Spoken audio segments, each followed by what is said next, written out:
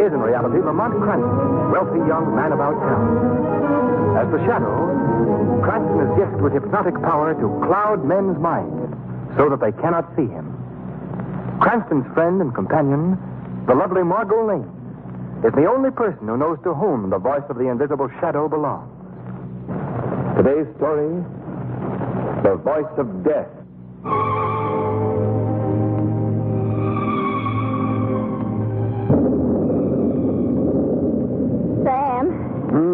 Yes, Annie. You almost finished reading your paper? Yes, Annie. Time to go to bed, ain't it? Yes, Annie. Better make sure all the windows are shut. Sounds like a real mean storm coming up. Yes, Annie. Sam. Yes, Annie. Did you hear that? What? You hear it? Sounds just like little kittens. Yeah. Well, I wonder where they come from. With the poor things outdoors on a night like this. Sam, will you go out and find them? Go on, will you? No, Annie, you don't. Just listen to them little critters. Ain't you got no heart, Sam? Oh, all right. Where's my raincoat? Oh, here you are. I'll set up a little box for 'em by the fire. All right. Now, stop your crying, kittens. I'm coming. Just wait. I'll heat up a bit of milk, too. Do you see him, Sam? No, not yet. Here, kitty. Annie, I don't... Sam, what's wrong? What in the name of all Sam, what is it? Sam, what happened? Sam, blood. You're all covered with blood. Rose. Hey, Torma. Hold up. Sam, how could kittens do... Sam. He's dead.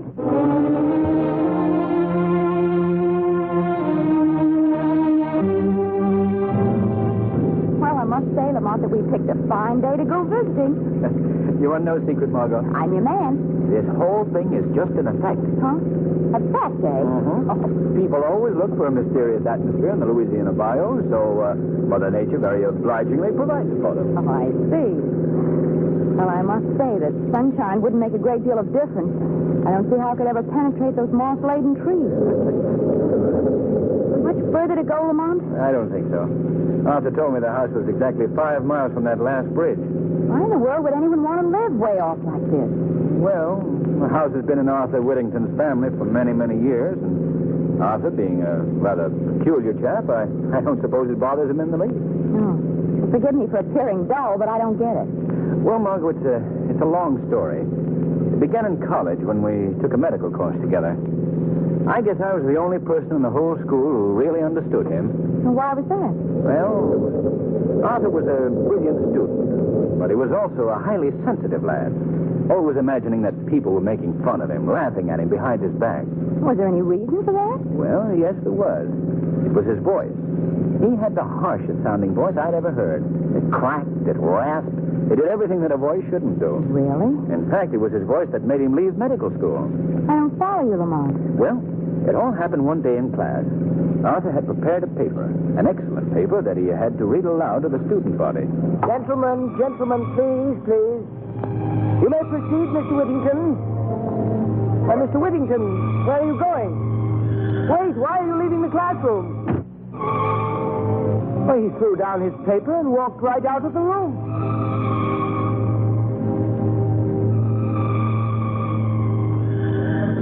Oh, the poor boy. I've never heard of him since. But we've corresponded. And then, as you know, when he learned that we were down here in Louisiana fishing, he got in touch with me and invited us out to see him. Well, that goes a long way toward explaining his living out here so far from civilization. You know, he still must be sensitive about that horrible voice. Yes, I'm sure he is. But remember, we mustn't do anything to call attention to it. Oh, heavens, no, I wouldn't. Lamont, there's something right ahead on the road. Yes, Marjorie, yes, I see it. Yeah. This rain on the windshield is hard to... Wait. It's some sort of a fence. Well, it looks like we've reached the end of the line. And not a house in sight. Oh. And there seems to be a sign on it. We better get out and investigate. Button up that raincoat, Margot. Oh, don't worry. Yeah. It's getting so dark you can hardly make the sign out. Here's your flashlight, Lamont. Oh, thank you. There we are. Whittington Hall. Keep out. That's a nice welcome. Oh, I'm sure that doesn't mean that. Well, looks like we'll have to walk down this path to get to the house. I think I can just see it through the trees. Lamont, did you hear that? Yes. Sounds like little kittens. Oh, the poor things out in weather like this. I'm going to find them. They seem to be under that bush. Here, kitty, kitty, kitty, kitty. Margot, you'll get so climbing around in that underbrush. Well, I'll have them in just... Margot! Come here quickly. Margot, what in the name? Dog! Giant dog! Get down, you! Get down! Get down! Run for it, Margot! This car will take care of it. Get down, you! Get out! There. They're running away. Margot, you all right? Yes, I guess so. They didn't hurt you? No, one of them ripped my coat, that's all. Lamont, I don't understand. They sounded like little kittens. Yes, I know. Oh, what do you make of it, Lamont? I don't know. But one thing is certain. We're going back to the car and get my revolver.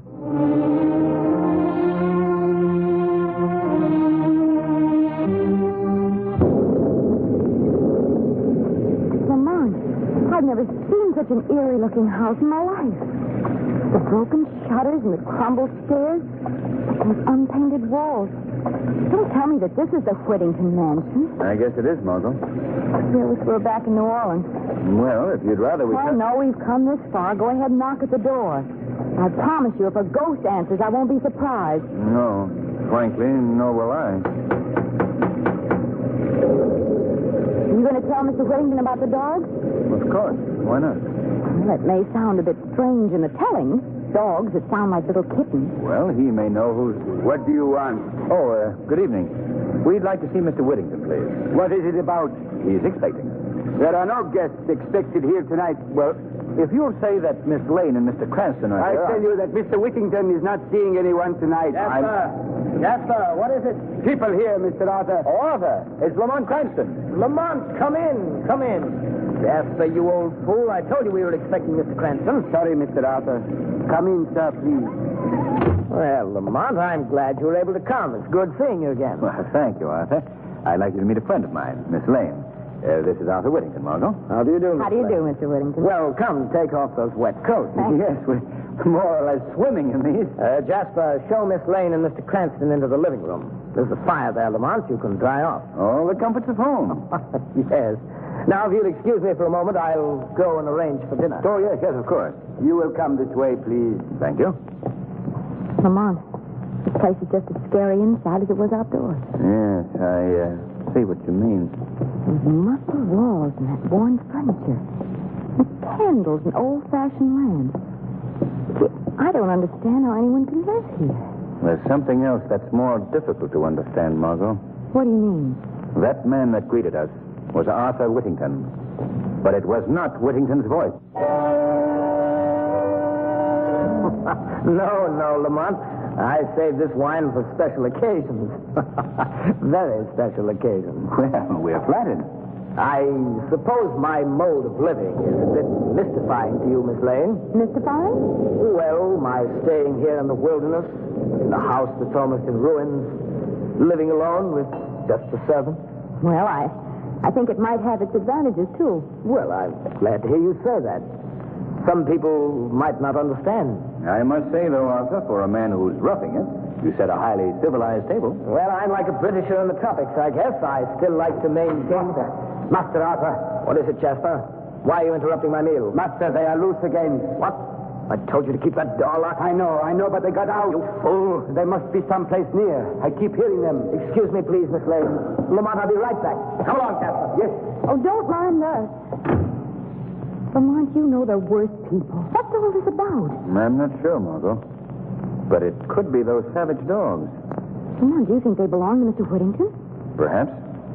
You know, I'm letting you in on a little secret.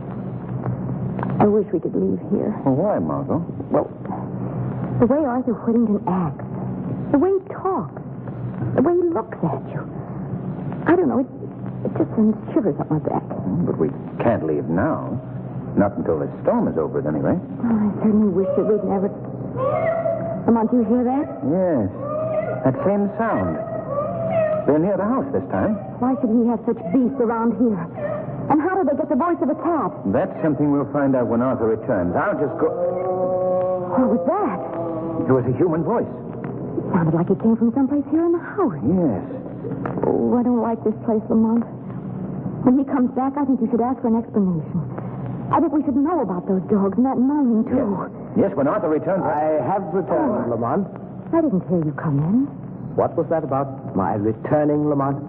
Well, Arthur, both Margot and myself are very curious to learn something about two giant dogs that we encountered on our way in here. Yes, what about them? Well, we wondered just how it was possible that these huge animals had the vocal cords of tiny kittens. Oh, Lamont. I shouldn't have given you that last glass of wine. No, but it's true. I saw and heard them, too. Oh, now come, Miss Lane. I'd say your imaginations were working overtime.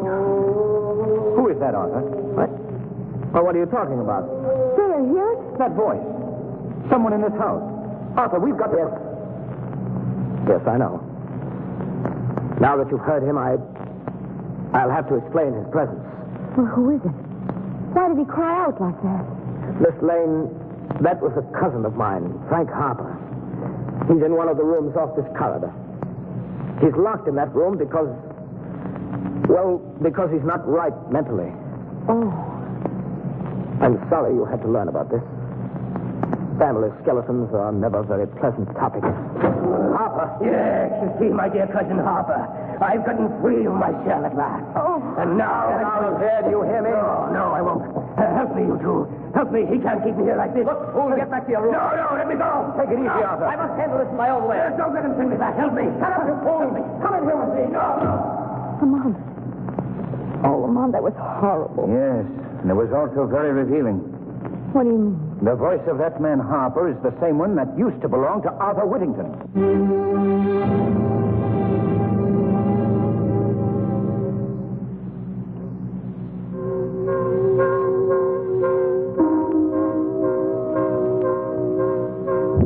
Lamont, what does all this mean? I don't know yet, Margot.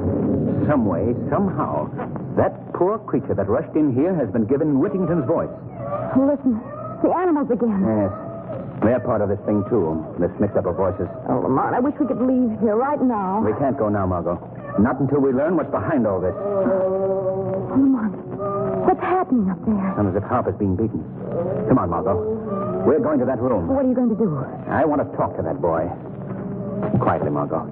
We must get down the hall without Whittington hearing us. Oh, what is he doing to him? Quiet. The room is right down here. Are you going in there? Not yet. Not until Whittington leaves. I want to talk to the boy alone.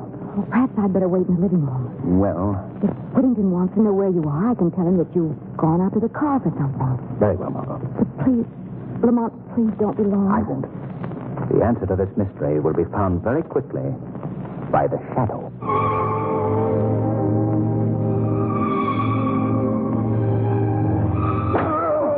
That'll teach you not to go running around this house. Now you stay here and be quiet, understand? Either to obey me in the future. Good night, my dear cousin.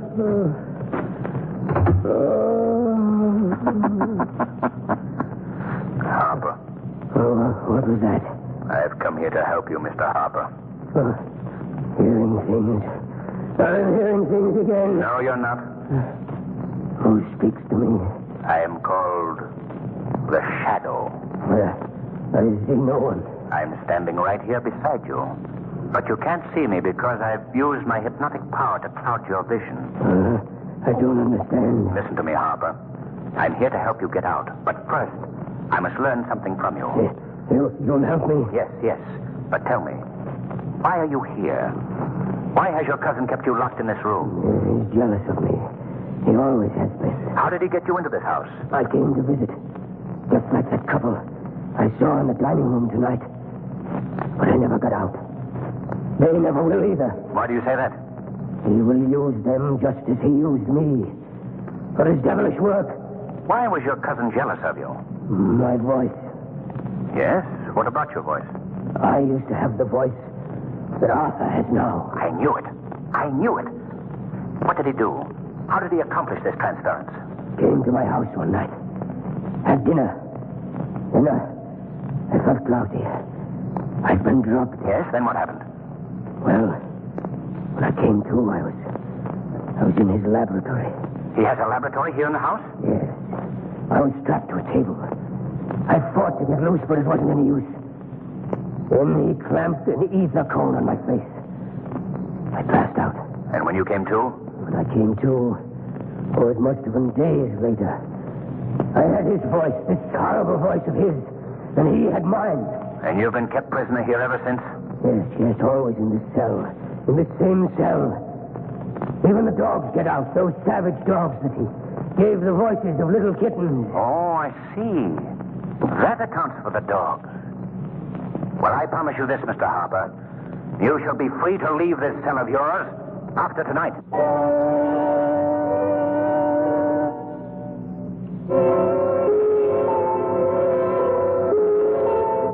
Is that you, Lamont? No? Oh. I'm sorry. Oh, Mr. Whittington. Where is Lamont?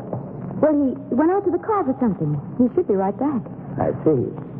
Well, perhaps you'd like me to show you your room while we're waiting. Oh, no, thanks. That's all right. I'll wait for him. I'd rather you'd come with me now, if you will. I have several chores to perform, and I'd just like you to know where your room is. Oh, very well. Just down this hall, Miss Lane. Thank you. I think you'll be very interested in what I have to show you. This will be your room. Won't you step inside? All right. Is there a light that I can... What are you doing? I'm just making sure that no one will disturb us, Miss Lane. Why did you lock that door? You'll see. Now, we'll put on this lamp. There. What's wrong? What is this place? This is my laboratory, Miss Lane. My workshop, where I conduct my experiments. Let me out of here and unlock that door at once. I'm sorry, but you're staying here. If you don't let me out, I'll call for help. Lamont will hear me. Why don't you call? Lamont! Lamont! Before you continue, Miss Lane, you might be interested to learn that these walls are completely soundproof. What are you doing? Why have you got me here? You're going to help me, Miss Lane. Help you? Yes. You're going to be a party to an experiment of mine. My greatest experiment. What do you mean? You'll learn soon enough. First, I'm afraid I must strap you to this table. No! No, keep away from me! Stop being such an obstinate fool. Don't do that! Lamont! Stop pounding on that door. Let go of me! You come with me now. Oh! On this table. No, you can't do this! There you are. Let me go! Let me go! Now, a few straps to hold you securely. Don't let me loose! There we are. Oh! Now you can struggle or scream as much as you wish. I'd particularly recommend the scream. It may be your last chance to use it. What do you mean? This experiment of mine has to do with your voice, Miss Lane. That's my work, you know. The transference of voices. What are you saying? You've already heard two of my examples. The dogs with the voices of little kittens, and my cousin Frank Harper. And it's true. What Lamont thought is true. Oh, so he guessed my secret, eh? Well, he'll never live to tell it. Oh, no. You will survive, though. But you won't be able to tell it either, Miss Lane. What are you going to do to me? I'll show you. The answer to your question is in this box. Let me open it. There we are. A cat. Yes, a cat. Have you ever seen a more beautiful cat? She's pure poison, aren't you, girl? What has that cat got to do with me? A great deal. And giving her your vocal cords. No. No, you don't know what you're doing. You're mad. Not at all. I merely have a great hatred, Miss Lane, for the entire human race. They ruined me. Their heartless cruelty blighted my entire life. But animals, you're different. Aren't you, my little pet? No, you can't mean what you say. But I do. Lady knows that, don't you, girl? She knows that after tonight, we'll be able to converse. Be able to tell one another all the things that we've kept stored up. You can't do this. And you, Miss Lane, as befits your sex, you will have the vocal cords of a cat. No. Now I think we can proceed with these. No, keep away. Keep away. There will be no pain. This ether will take care of that. Are you ready? No, please. No, she isn't ready, Mr. Whittington. Who is that? Who spoke? I spoke to you. Who are you? I am called the Shadow. Don't try to find me. I've made myself quite invisible to your eyes. What are you doing here? Why are you interrupting my work? I've come to put an end to your work. I'm here to free that young woman. Oh, no, you won't. I'm not frightened by someone I can't even see. Put down that ether. I'm going ahead with my work. No! You may not be able to see me, Mr. Whittington, but I think you'll feel this. Why, you... Now I'm releasing this girl, and then I'm holding you until I can get the police out here. They'll be very interested in your experiments. You think you can keep me here, do you? The light, put out the light. Now, Mr. Shadow, I am invisible, too. And I'm getting out of here right now. Stop him. He's going through those cases. Come back here, Whittington. Come and get me, Shadow. Come on, Margot. He's not getting away. There he is, crossing the lawn. He's evidently trying to get to our car. Look, Margot. Those two figures running after Whittington. It's the dog, the giant dog. They're chasing him, Lamont. Oh, they're tearing to pieces. Whittington, look out!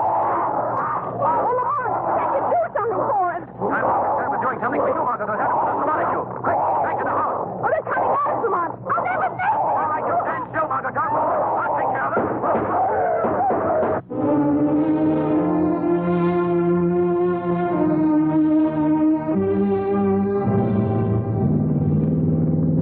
Well, now that we see that Mr. Hawley's in good hands, I don't mind saying I'm certainly glad to be leaving that place, Lamont. You do know such interesting people. Well, you can't say they're dull. No. Did you tell the police about the dogs? Yes. They've destroyed them. And Whittington's body is being removed to town. You know something, Lamont? What? Whenever I see an alley cat from now on, I'll think to myself, there, but for the grace of the shadow, go I.